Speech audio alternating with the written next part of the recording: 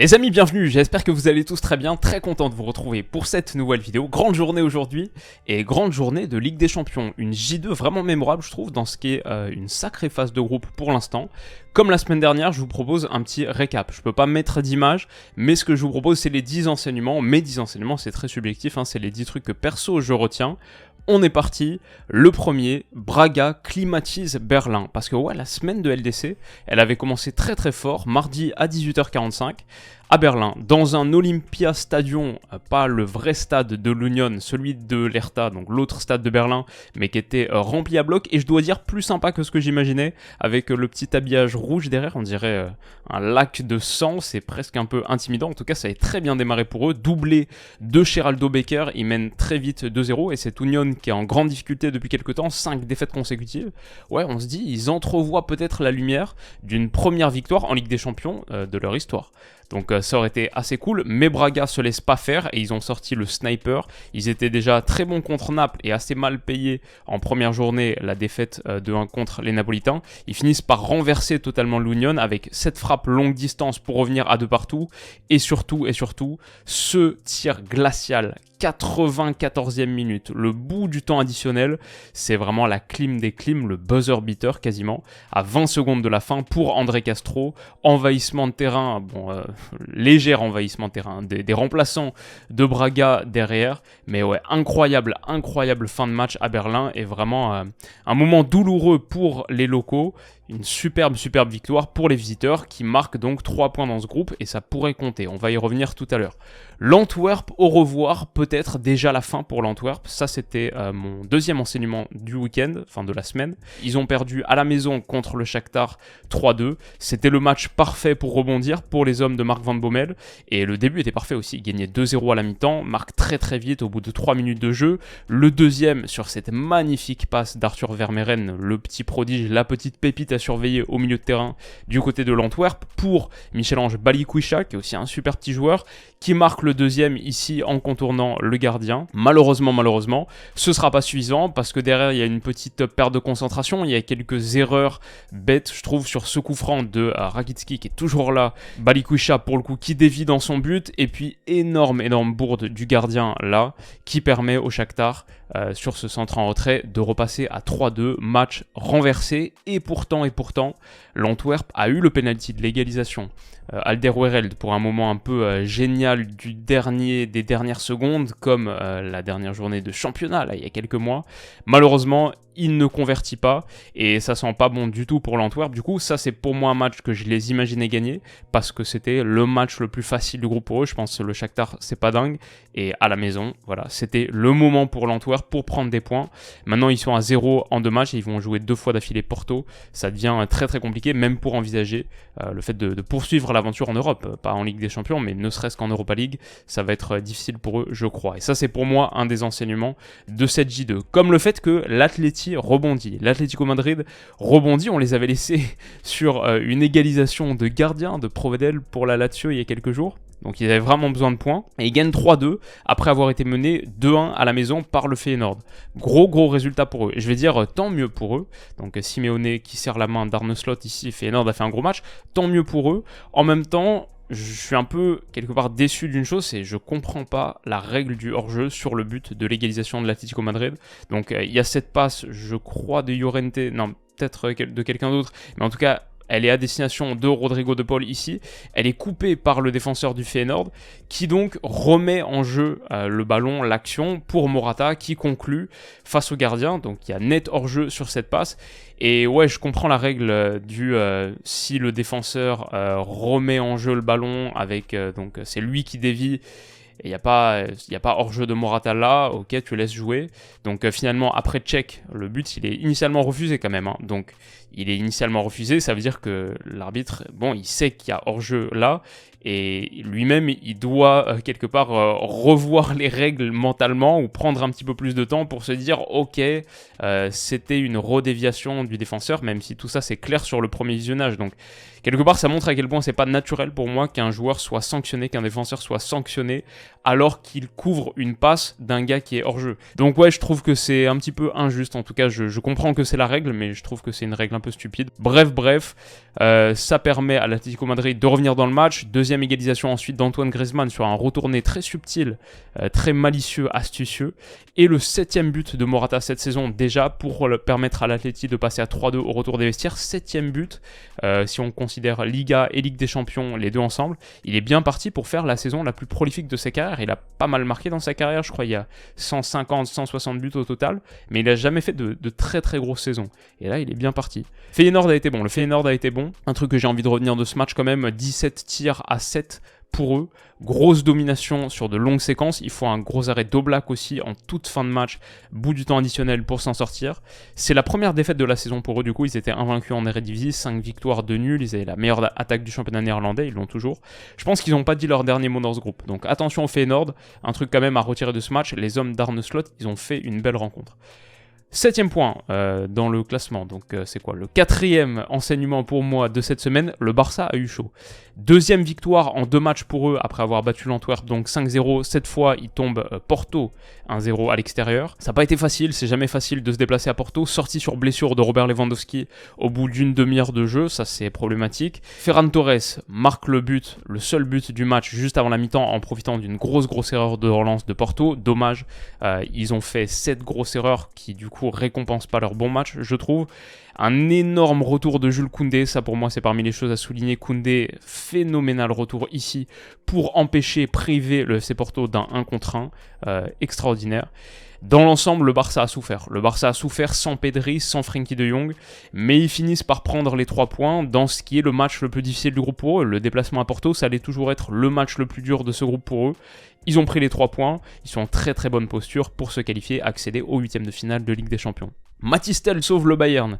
Tel sauve des Bavarois qui ont été beaucoup plus en difficulté contre Copenhague, victoire 2-1 au bout du bout, que ce que j'anticipais. Copenhague a fait un bon match, hein. Franchement, on voit ici, ça c'est le tifo, et le match, il a ressemblé un petit peu à ça, ouais, des Bavarois mis en difficulté. Notre ami Thomas Tuchel qui peut remercier Thomas Müller et Sven Ulreich qui ont fait de très grosses choses en fin de partie, on va en reparler, mais Lucas Lerager avait ouvert le score, et à 25 minutes de la fin, 35 minutes l'ouverture du score, mais à 25 minutes de la fin, le Bayern est en train de perdre 1-0 à l'extérieur. Il faut un exploit de Jamal Musiala, superbe frappe pour revenir à un partout, énorme, et l'entrée du super sub, le super sub des super subs en ce moment, Mathys Tel, 2-1.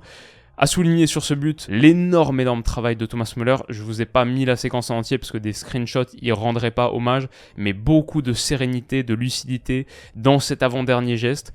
Donc énorme pour lui, et énorme Sven Ulreich qui sort un arrêt là à la 95e minute, au bout du bout. Il y a eu des temps additionnels vraiment spéciaux cette semaine. Il sort un arrêt, on se demande, même là en regardant la capture, on se demande comment il va le faire, mais il réussit à le sortir, et voilà. Copenhague, je pense, méritait un peu mieux, mais le Bayern s'en sort, un peu comme le Barça. Match pas facile à l'extérieur pour eux, mais à la fin, ça fait 6 points, comme le Barça. Et une énorme option prise pour la qualif, vu la distance avec les autres. On va en reparler tout à l'heure avec le match de Galatasaray. Comme Manchester City, j'ai envie de dire, City au finish. Après le Barça, après le Bayern, un 3e cadre à avoir galéré, c'est City contre Leipzig. Foden ouvre le score sur un super centre de Rico Lewis, qui est un des hommes du match. Guardiola, on a beaucoup parlé en conférence de presse d'après-rencontre. Rico Lewis, il a été énorme. Il est trouvé ici sur un petit 1-2 avec Bernardo Silva, super centre en retrait, coupé par Phil Foden, ça fait 1-0. Mais Leipzig, sans avoir eu énormément d'occasions, ils finissent le match à 3 tirs. Bon, ils sont toujours capables de ces moments de qualité dans le grand espace. Ici, Poulsen sert Loïs Openda, finit un partout juste au retour des vestiaires. Et donc assez compliqué. Il faut vraiment l'entrée de 2 gars, Jérémy Doku et Julian Alvarez, pour faire tourner le match dans le sens de City. Passe décisive de Doku pour Alvarez ici, qui va enrouler une superbe frappe. Il a vraiment cette qualité de pied, même on l'a revu ce week-end avec son coup franc contre les Wolves, malgré la défaite de City. Énorme but de Julian Alvarez, c'est encore le cas ici. 2-1 à la 84e minute. Ces 3 hommes, Doku, Alvarez et Rico Lewis, sont sans doute les MVP de ce match. Quelques minutes plus tard, c'est Alvarez qui cette fois sert Doku sur une projection rapide. 3-1 pour City, et le signe, encore une fois, le symbole que cette équipe a une profondeur que les autres n'ont pas. Et ça fait remporter des rencontres, ça fait remporter des grosses rencontres de LDC. Ce déplacement à Leipzig, encore une fois, c'était le match le plus difficile du groupe pour Manchester City. Ils s'en sortent bien. Victoire importante après 2 défaites consécutives contre Newcastle en League Cup et contre les Wolves en Premier League. Mais à la fin, voilà, on a un Man City qui est leader de PL, leader de son groupe, prépare parfaitement son choc contre Arsenal ce week-end. Bellingham porte Madrid parce que la victoire contre Naples dans un match qui a été un très très gros match de très grande qualité, 3-2, et Bellingham permet au Real de rebondir. Kepa pas franchement convaincant sur cette sortie aérienne, toujours pas vraiment impressionnant dans le but de Madrid. Østigard en profite et Naples mène très vite 1-0, mais Bellingham remet le Real dans ce match en étant parfaitement décisif sur 2 actions consécutives. Ici il jaillit sur la passe de Giovanni Di Lorenzo, la coupe magnifique, la pression réussie, et Serre Vinicius qui signe son retour d'un super geste, ça fait un partout, et ça fera 2-1, voilà, il remercie Jude Bellingham, ça fera 2-1 au bout d'un déplacement somptueux et tellement de puissance, mais de qualité technique, de justesse dans cette course de Jude Bellingham qui résiste au retour du Napolitain dans la surface entre 3 joueurs, va finir, ça fait 2-1, ça aurait pu mal tourner quand même. Nacho, quelques jours après ce tacle atroce contre Girone, main dans la surface, penalty, même si elle est un petit peu sévère je pense, ça vaut un penalty pour Clément Turpin, et Naples revient un 2 partout sur ce penalty frappé fort qui touche le montant de Piotr Zielinski. Mais ce match splendide, il avait encore un moment génial en stock, c'est Fede Valverde ici qui à la réception d'un corner envoie une ogive, une frappe surpuissante sur la barre d'Alex Meret, qui marque contre son camp, ça rebondit sur son dos, le genre de choses qui arrivent parfois, mais vraiment la frappe elle est assez extraordinaire. Le Real Madrid, dans le plus pur style Real, en fin de match, comme contre l'Union il y a quelques semaines, le Real Madrid l'emporte à nouveau et à 6 points. Et ce que cette équipe manque en qualité collective et en profondeur de banc, notamment sur le secteur offensif, cette équipe a la mentalité et la résilience pour aller emporter les matchs compliqués. Exactement l'inverse du Paris Saint-Germain, malheureusement. Paris qui sombre, battu 4-1 à St. James Park. Le score il est lourd, je trouve, vu la physionomie. Je suis pas parfaitement convaincu par la conférence de presse de Luis Enrique que j'ai écouté ce matin, mais il a raison sur une chose, je pense, c'est que le score est très très lourd. Malgré tout, c'est une nette défaite et une qui est vraiment problématique pour le PSG dans un groupe très très disputé. L'analyse entière de ce match est disponible sur la chaîne, vous allez voir, c'est une analyse que je trouve pas évidente à faire. Qu'est-ce qu'on ressort vraiment de cette partie où Paris, initialement, je trouve, a réussi à faire des différences, à se sortir de la pression, mais à la fin, sans doute que si le match tourne sur cette erreur de Marquinhos, c'est que c'est pas suffisamment bien fait et il n'y a pas suffisamment d'alternatives, peut-être de plan B pour résister à la pression, du jeu long, etc. Bref, tout ça, c'est disponible sur la chaîne depuis hier soir. Encore une fois, désolé pour le prono, moi je voyais Paris l'emporter nettement. C'est la Ligue des Champions, ça reste Newcastle, l'ambiance de St. James Park, je pense, à jouer. Mais concernant, en tout cas inquiétant pour le PSG, à quelques semaines, à 2 semaines de recevoir l'AC Milan, dans ce qui va être un match déjà décisif pour la qualification. Soir de gala, ça pour moi c'est le deuxième truc le plus important de la semaine quand même, soir de gala à Old Trafford, Galatasaray qui renverse les Mancuniens 3-2, encore une défaite pour Manchester United, et pourtant ça avait bien commencé pour eux. Pour le coup, un des bons pronos de cette semaine, il n'y en a pas eu beaucoup, mais c'était le doublé de Rasmus Højlund, et franchement ça aurait même pu être plus. Il coupe ce centre de Marcus Rashford, magnifique, sur cette percée là, il part à 50 mètres du but, ligne médiane, et il va finir en 1 contre 1. Il a montré toute sa qualité dans le grand espace, son explosivité, sa vitesse, la qualité de finition, et au-delà de ces 2 buts, il a été dans tous les bons coups, je trouve. Renverse là ici parfaitement, un 3e qui sera annulé, enfin c'était le 2e à l'époque, mais il aurait pu en avoir 3, il est annulé pour hors-jeu. Encore une fois, il montre beaucoup de lucidité. C'est le motif de satisfaction de la semaine sans doute pour United. Malheureusement, il y a de gros problèmes derrière, c'est très très fragile. Le but de l'égalisation de Zaha sur Dalot, il lui met une misère physiquement, je vois pas comment Dalot peut être autant en difficulté, c'est vraiment problématique, il se fait manger. Et Amrabat qui était positionné en tant que latéral gauche parce qu'il y a de gros soucis aussi de blessures du côté d'United, pas de Luke Shaw. Là on se retrouve avec Amrabat qui, en dehors de sa position naturelle, se fait battre. Ça permet à Galatasaray de revenir de partout sur une action qui est magnifiquement jouée. Et puis Onana, la passe désastreuse, c'est une des histoires de la semaine aussi. Onana toujours en grande difficulté à United, ça continue, passe désastreuse coupée par Mertens.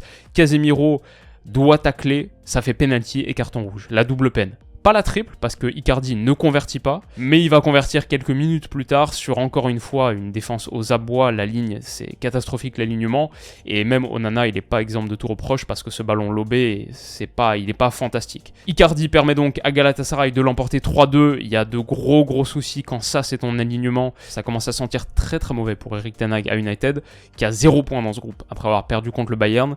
Encore 3 buts concédés, 7 buts en 2 matchs. 3 buts concédés contre Galatasaray à la maison, 0 points dans ce groupe et la qualification qui s'éloigne. Et Galatasaray en position de force dans ce groupe, quelques semaines, 2 semaines après avoir arraché un nul un peu miraculeux de partout contre Copenhague, victoire de prestige historique qui permet aux Turcs de prendre 3 points d'avance sur Copenhague et 4 sur United. Le Bayern déjà dans un fauteuil, 5 points d'avance sur le troisième. C'est assez inquiétant. Bon, United va jouer deux fois contre Copenhague. Gala, maintenant c'est 2 matchs compliqués contre le Bayern, donc peut-être qu'on tient un discours différent dans un mois. Mais soir de prestige pour eux, et désormais un vrai espoir de qualification, ce qui n'était pas le cas à la 80e minute du match contre Copenhague il y a 2 semaines. Enfin, bien sûr, et ça fait tellement plaisir, c'est très subjectif bien sûr, mais c'est mon enseignement à moi. Lens enchante la France, quel bonheur de voir le RC Lens battre Arsenal à Bollaert dans une ambiance magnifique. On en a parlé mardi soir, vidéo entière disponible sur la chaîne, une vingtaine de minutes pour saluer le succès de ces héros, ces 11 gars. Brice Samba aussi qui a fait un très gros match dans les buts, ouais, assez magnifique. Et bon, je vous réfère à cette vidéo pour plus de détails. Ce que je vais dire, c'est que c'est très beau, ça fait kiffer, et on souhaite le même succès au club français ce soir, parce que malheureusement, moi je vais pas pouvoir voir les matchs, je serai dans l'avion en direction du Japon, trop content de faire ce voyage, je vous en parle depuis quelques jours.